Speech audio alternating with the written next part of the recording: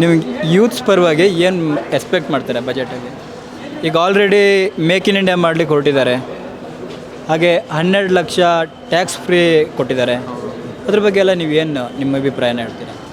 Actually 12 lac exemption ಕೊಟ್ಟಿರೋದಂತೂ ತುಂಬ ಖುಷಿ. ನಾನು ಇನ್ನೂ ಹೊಸ್ದಾಗಿ ಕಾರ್ಪೊರೇಟ್ಗೆ ಹೋಗಿದ್ದೀನಿ.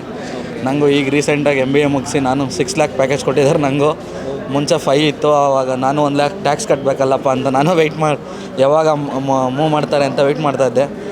1 ಮಂತ್ ಆಯ್ತು ಅಷ್ಟೇ ಕರೆಕ್ಟಾಗಿ ನಾನು ಬರ್ತಿದ್ದಂಗೆ 12 ಲ್ಯಾಕ್ ಮಾಡಿದ್ದು ನನಗೆ ತುಂಬ ಖುಷಿಯಾಗಿದೆ.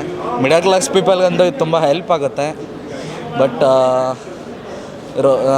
ಈಗ ಇವ್ರು ಅನ್ಕೊಂತಾರೆ, ಇವಾಗ ರೂರಲ್ ಸೈಡ್ ಇರೋರೆಲ್ಲ ಏನು ಅಂದ್ಕೊತಾರೆ, ಅವ್ರಿಗೆ ಇವಾಗ 12 ಲ್ಯಾಕ್ವರೆಗೆ ಎಕ್ಸಾಮ್ ಕೊಟ್ಟರೆ 10 ಲ್ಯಾಕ್ ಅಂದರೆ ಅರೌಂಡ್ 80,000 ಬರುತ್ತೆ. ಅವ್ರಿಗೇನೇನು ಕಡಿಮೆ ಅಂತ ಅನಿಸುತ್ತೆ. ಬಟ್ ಇಲ್ಲಿವರೆಗೂ ಬರೋಷ್ಟೊತ್ತಿಗೆ ಅವ್ರು ತುಂಬ ಹೋಗ್ಲಿ ಕಷ್ಟಪಟ್ಕೊಂಡೇ ಬಂದಿರ್ತಾರೆ. ಅದನ್ನೆಲ್ಲ ಅರ್ಥ ಮಾಡಿಕೊಂಡು ನಮ್ಮ ಮೋದಿಜಿಯವ್ರು ಕೊಟ್ಟರೆ ತುಂಬ ಒಳ್ಳೆಯದಾಯಿತು. ವಕಫ್ ಬಗ್ಗೆ ಎಲ್ಲ ಕೇಳ್ತಾ ಇದ್ರಲ್ಲ ಸರ್, ಅದು ಬಿಲ್ ಈ ಅಧಿವೇಶನದಲ್ಲಿ ಬಜೆಟ್ ಅಧಿವೇಶನದಲ್ಲಿ ಬಿಲ್ ಪಾಸ್ ಆಗ್ಬೋದು ನಿಮ್ಮ ಪ್ರಕಾರ? ಮೇ ಬಿ ಪಾಸ್ ಮಾಡ್ತಾರೆ. ಏನಕ್ಕಂದರೆ ಅವರು ತುಂಬ ಇವಾಗ ಬೇರೆಯವ್ರಿಗೆಲ್ಲ ಕಿರುಕುಳ ಕೊಟ್ಕೊಂಡು ಕಿತ್ಕೊಳ್ಳೋ ಥರದ್ದೇನಿಲ್ಲ. ವಕಫ್ ಅಂದರೆ ಅದೊಂದು ಬಿಲ್ಲು ಓಕೆ, ಜನಗಳು ಹೆಲ್ಪ್ ಆಗಬೇಕು ಅಂತ ತಾನೇ ಅದನ್ನು ಮಾಡಿರೋದು. ಅದಕ್ಕೆ ಗೌರ್ಮೆಂಟ್ ಅಂಡರಲ್ಲಿ ಕೊಟ್ಟಿರೋದು. ಅಟ್ಲೀಸ್ಟ್ ಅವ್ರದ್ದೇ ಇವಾಗ ಮುಸ್ಲಿಮ್ಸ್ ಅವ್ರು ಕೊಟ್ಟಿರೋ ಅವ್ರದ್ದೇ ಜಮೀನು ಕಿತ್ಕೊಂಡು ಅವ್ರಿಗೆ ಕಿರುಕುಳ ಕೊಡೋದಂದರೆ ಅದು ಏನು ಅದರ ಅರ್ಥನೇ ಇಲ್ಲ. ಅದರಲ್ಲಿ ವಕಫ್ ಬಿಲ್ ಮಾಡಬೇಕದು. ಅಟ್ಲೀಸ್ಟ್ ಸ್ವಲ್ಪ ರಿಸ್ಟ್ರಿಕ್ಷನ್ಸ್ ಹಾಕ್ಬೇಕು ಅದಕ್ಕೆ ಸ್ವಲ್ಪ ಗೌರ್ಮೆಂಟಿಂದ. ಇನ್ನು ಏನು ಬೇಕು ಅನಿಸುತ್ತೆ ನಿಮಗೆ ಬಜೆಟಲ್ಲಿ ನಾನು ಎಕ್ಸ್ಪೆಕ್ಟ್ ಮಾಡಿದ್ದೆ ಇನ್ನೂ ಫಾರಿನ್ ಇನ್ವೆಸ್ಟ್ಮೆಂಟ್ ಇನ್ನೂ ಸ್ವಲ್ಪ ನಮ್ಮ ತೊಗೊಂಬರ್ಬೇಕಿತ್ತು. ಮತ್ತು ಕರ್ನಾಟಕಕ್ಕೆ ಕಡಿಮೆ ಬಜೆಟ್ ಕೊಟ್ಟಿದ್ದಾರೆ, ಅಲೋಕೇಶನ್ ಕಡಿಮೆ ಆಗಿದೆ ಅಂತ ನನಗೆ ಅನ್ನಿಸ್ತಾ ಇದೆ. ಕರ್ನಾಟಕಕ್ಕೆ ಇನ್ನೂ ಸ್ವಲ್ಪ ಜಾಸ್ತಿ ಅಲೋಕೇಶನ್ ಮಾಡಬೇಕಿತ್ತು. ಬಟ್ ಇವಾಗ ಮೆಟ್ರೋಗೆ ಎಲ್ಲ ಕೊಟ್ಟಿದ್ದಾರೆ, ಇಲ್ಲ ಅಂತಿಲ್ಲ. ಬಟ್ ರಿವರ್ ಸಿಸ್ಟಮಿಗೆ ಮತ್ತು ಎನ್ವಿರಾನ್ಮೆಂಟ್ ಡೆವಲಪ್ಮೆಂಟಿಗೆ ಕೊಡಬೇಕು ಅಂತ ನಾನು ಎಕ್ಸ್ಪೆಕ್ಟ್ ಮಾಡಿದ್ದೆ. ಬಟ್ ಅವರು ಏನೋ ಅಷ್ಟು ಕೊಟ್ಟಿಲ್ಲ. ವೆಸ್ಟರ್ನ್ ಘಾಟ್ಸ್ ಎಲ್ಲ ಸ್ವಲ್ಪ ಡೆವಲಪ್ ಆಗಬೇಕು ಅಂತ ನಾನು ಎಕ್ಸ್ಪೆಕ್ಟ್ ಮಾಡಿದ್ದೆ. ಈಗ MBA ಸ್ಟೂಡೆಂಟಾಗಿ ಉದ್ಯಮದ ಬಗ್ಗೆ ಎಲ್ಲ ತಿಳ್ಕೊಂಡಿರ್ತೀರ. ಅದ್ರ ಪರವಾಗಿ ನಿಮ್ಗೆ ಏನು ಕೊಡಬೇಕಿತ್ತು? ಅಥವಾ ಹಿಂಗೆ ಈಗ ಸಣ್ಣ ಕೈಗಾರಿಕೆ ಬಗ್ಗೆ ಜಾಸ್ತಿ ಸಪೋರ್ಟ್ ಮಾಡ್ತಾ ಇದ್ದಾರೆ, ಮತ್ತು ಮೇಕ್ ಇನ್ ಇಂಡಿಯಾ ಮಾಡಬೇಕಂತ ಹೊರಟಿದ್ದಾರೆ ಮೋದಿಯವರು. ಹೌದು, ಅದಕ್ಕೆ ಯೂಸ್ ಮಾಡ್ಕೋಬೇಕು. ಇದು ಸ್ಮಾಲ್ ಸ್ಕೇಲ್ ಇಂಡಸ್ಟ್ರೀಸು ಎಲ್ಲ ತುಂಬ ಇದೆ. ಅದಕ್ಕೆಲ್ಲ ಆಪರ್ಚುನಿಟೀಸ್ ಎಲ್ಲ ತುಂಬ ಇದೆ.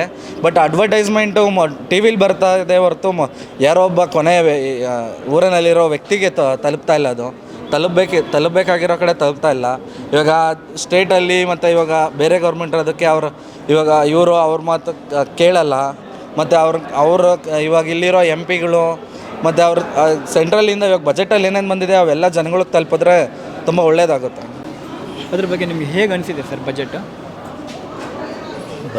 ಏನು 12 ಲಕ್ಷಕ್ಕೆ TDS ಇನ್ಕಮ್ ಟ್ಯಾಕ್ಸ್ ಇಲ್ಲ ಅಂತ ಹೇಳಿದ್ದಾರೆ. ಹೌದು ಸರ್. ಬಟ್ ನೀವು ಚೆಕ್ ಮಾಡಿದ್ರೆ 12 ಲಕ್ಷಕ್ಕೆ ಓಲ್ಡ್ ರೆಜಿಮಲ್ಲಿ 39,000 ಟ್ಯಾಕ್ಸ್ ಬರುತ್ತೆ.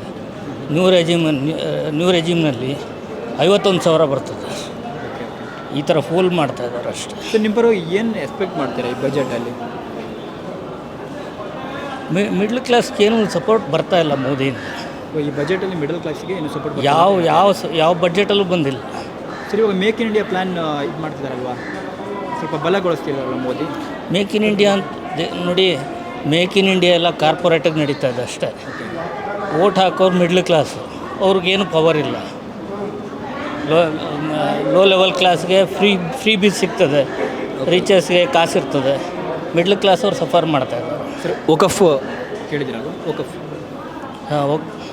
ಕೇಳಿದ್ದಕ್ಕೆ ಸರ್, ಈ ಬಜೆಟಲ್ಲಿ ವಕಫ್ ನಿಮ್ಮ ಪ್ರಕಾರ ವಕಫ್ ಬಿಲ್ ಪಾಸ್ ಆಗ್ಬೋದು? ವಕಫ್ ಬಿಲ್ ಪಾಸ್ ಆಗಬೇಕು, ಯಾಕೆ ಆಗಬಾರ್ದು?